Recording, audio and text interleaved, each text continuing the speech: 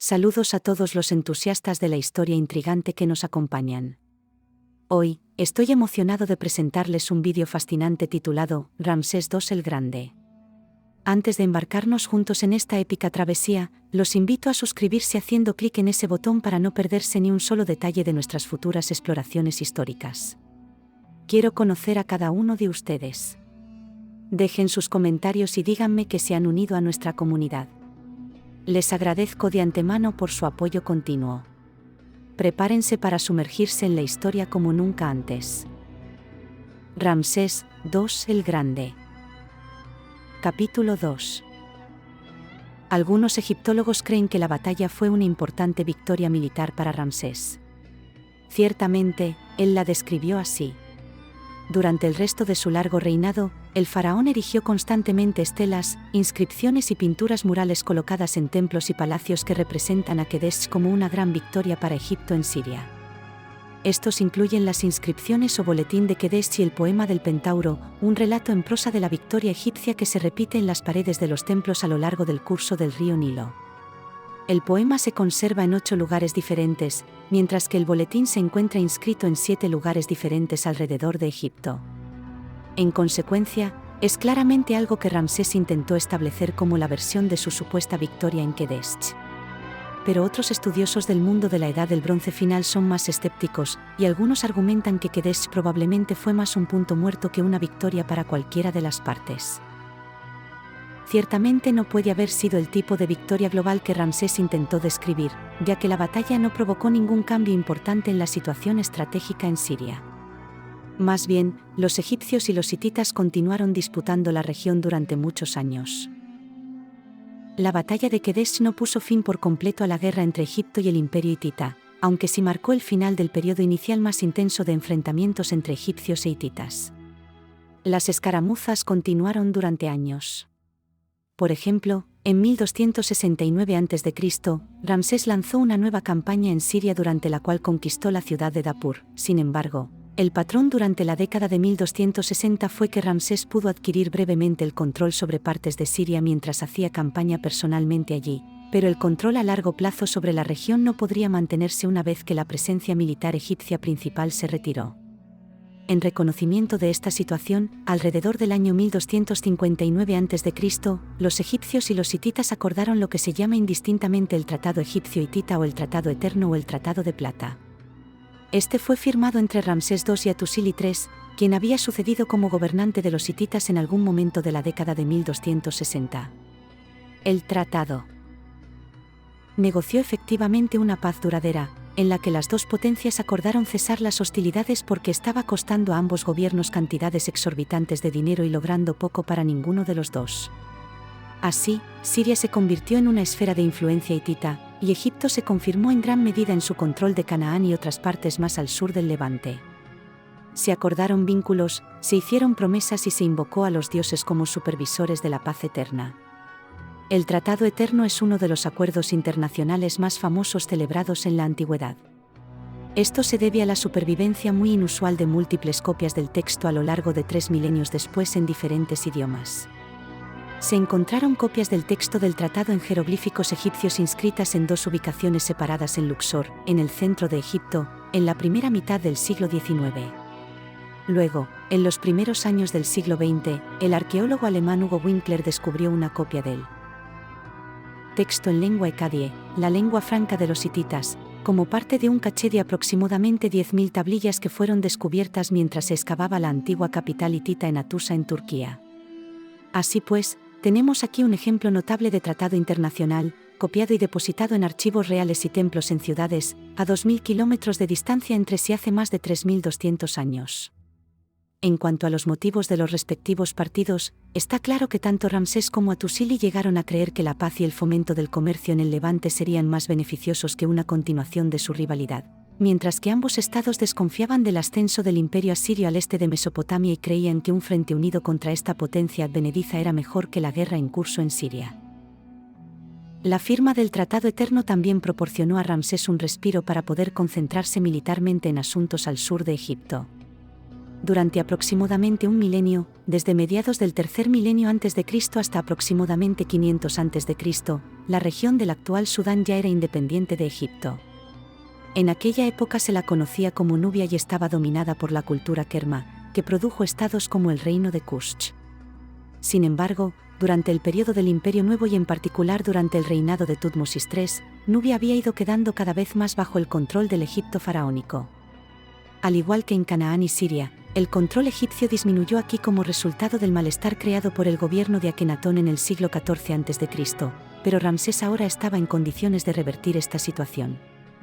A principios de su reinado, ya había hecho campaña al sur de la primera catarata del Nilo. Estas cataratas son una serie de lugares a lo largo del curso del río Nilo.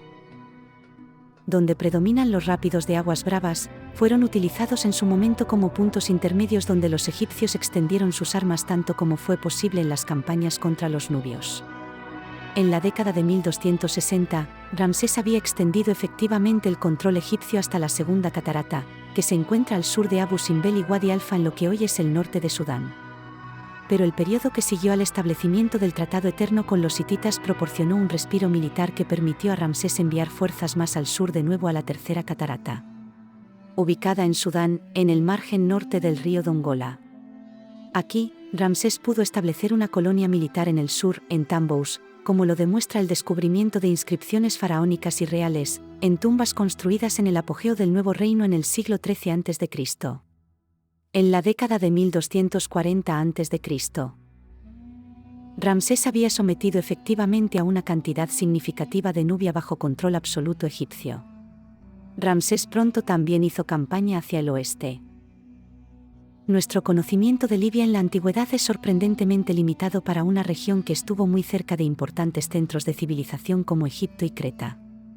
En términos generales, los principales puntos de asentamiento aquí fueron una serie de puertos y oasis a lo largo de la costa norte o ligeramente hacia el interior, pero próximo al mar Mediterráneo. Los egipcios conocían la tierra aquí como Tjeinu. Libia es un nombre derivado de descripciones griegas posteriores de la región. A pesar de la falta de conocimiento histórico sobre la sociedad que existió aquí en la antigüedad, hubo un contacto significativo entre los egipcios y Libia durante todo el periodo del Reino Nuevo, principalmente en forma de incursiones bereberes en las ramas occidentales del delta del Nilo y los esfuerzos egipcios por establecer colonias costeras a lo largo del norte de Libia.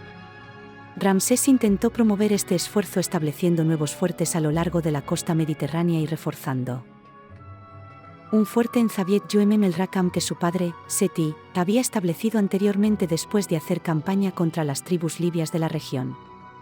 Durante el reinado de Ramsés, este se convirtió en el principal extremo occidental del imperio egipcio, aunque los centros comerciales y los estados vasallos se encontraban más al oeste en Libia adecuado.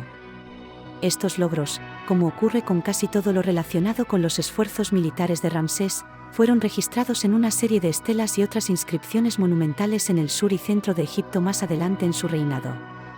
Con estas campañas en Nubia y Libia, y los esfuerzos anteriores en Canaán y Siria, a mediados de su reinado, Ramsés había logrado extender el reino egipcio al punto más grande en el que se encontraba desde los días de Tutmosis III, 2 siglos antes.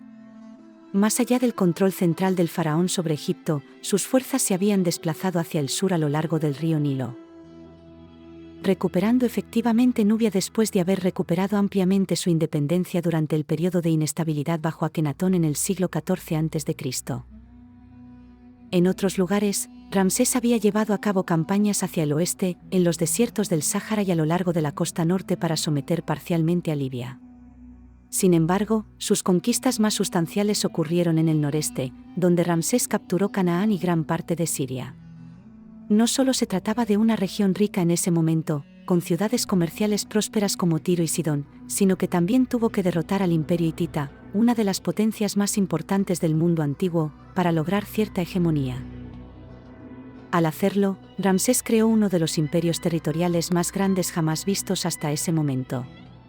A finales de la Edad del Bronce, se podría afirmar que Ramsés transformó el Egipto del Imperio Nuevo en el estado más poderoso del mundo conocido, un logro significativo después del periodo de inestabilidad que caracterizó a Egipto en fechas tan recientes como el siglo XIV.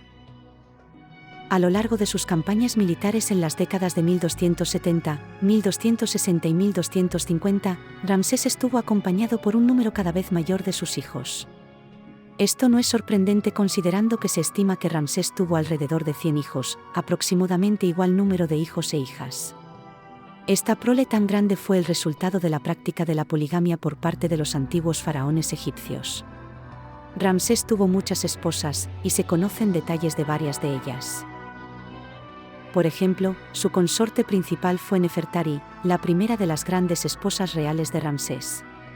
Aunque no se conocen con precisión sus antecedentes, algunos han especulado que descendía del faraón Ay, que había gobernado Egipto 4 décadas antes del ascenso de Ramsés como parte de la 18ª dinastía.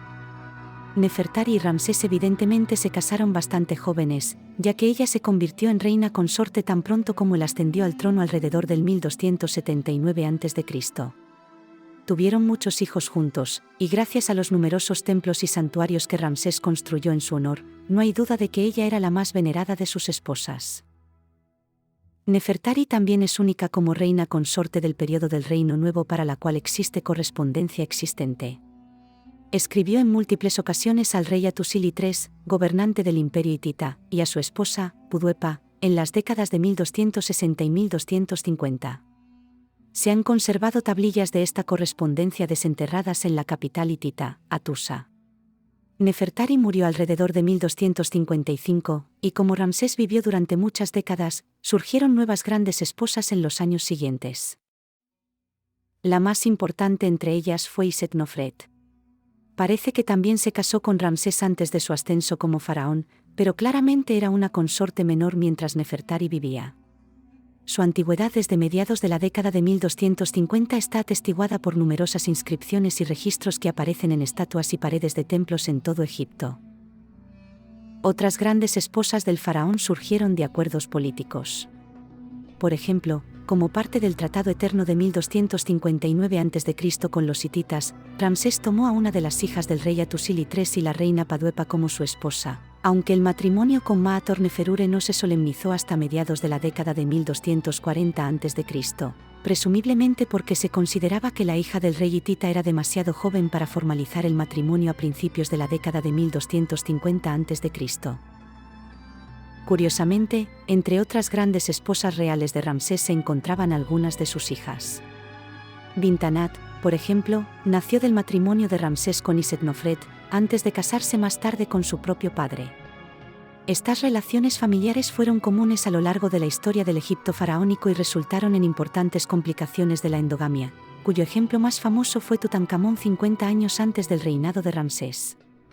Tutankamón padecía múltiples dolencias físicas cuya naturaleza exacta aún se desconoce y es objeto de debate entre los egiptólogos. Sin embargo, coinciden en que probablemente se debieron a la endogamia que caracterizó la vida familiar de Ramsés II en el siglo XIII a.C. Quiero agradecerles de corazón por acompañarme hasta este punto. Ha sido un viaje fascinante explorar la vida y las hazañas de Ramsés II, el gran faraón. Espero que hayan disfrutado tanto como yo al sumergirnos en la historia y descubrir los detalles intrigantes de su legado. Nos vemos en el próximo capítulo de Ramsés II, el Grande. La historia aún tiene mucho que revelarnos, y estoy emocionado de continuar este viaje juntos. Gracias por su atención y entusiasmo.